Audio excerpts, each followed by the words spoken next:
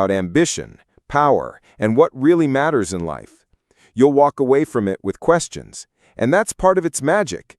It's not just a movie you watch, it's a movie you feel, dissect, and talk about for days.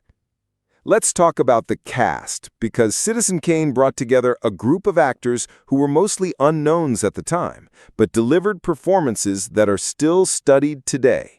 Orson Welles himself plays Charles Foster Kane, and his presence is magnetic. He's commanding, vulnerable, and everything in between.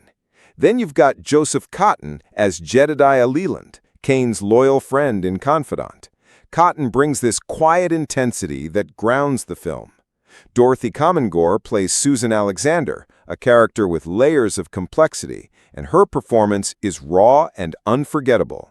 Everett Sloane as Mr. Bernstein, William Alland as Jerry Thompson, and Ruth Warwick as Emily Norton. All these actors came from Welles's Mercury Theater troupe, a group he'd worked with in radio and stage productions. Their chemistry is electric because they already knew and trusted each other. This wasn't a cast of Hollywood A-listers, it was a team of hungry, talented performers who poured their hearts into this project. Now let's get into the production, because this is where Citizen Kane really flexes its muscles.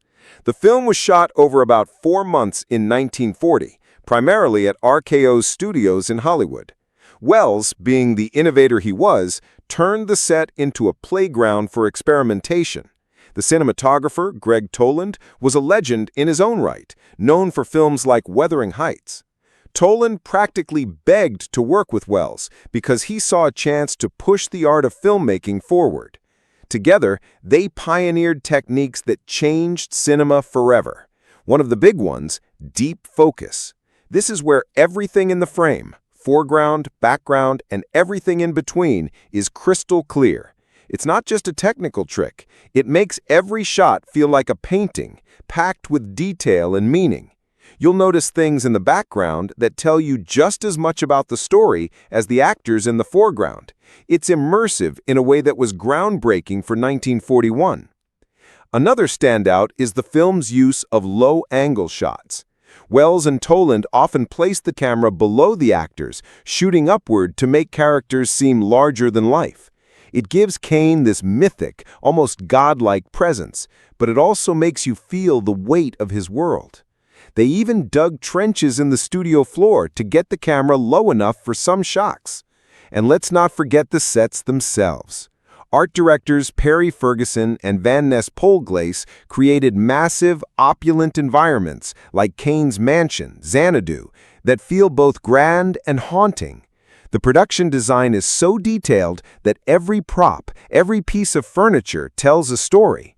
Fun fact, to save money, Welles reused sets from other RKO films, like The Hunchback of Notre Dame, and transformed them to fit his vision.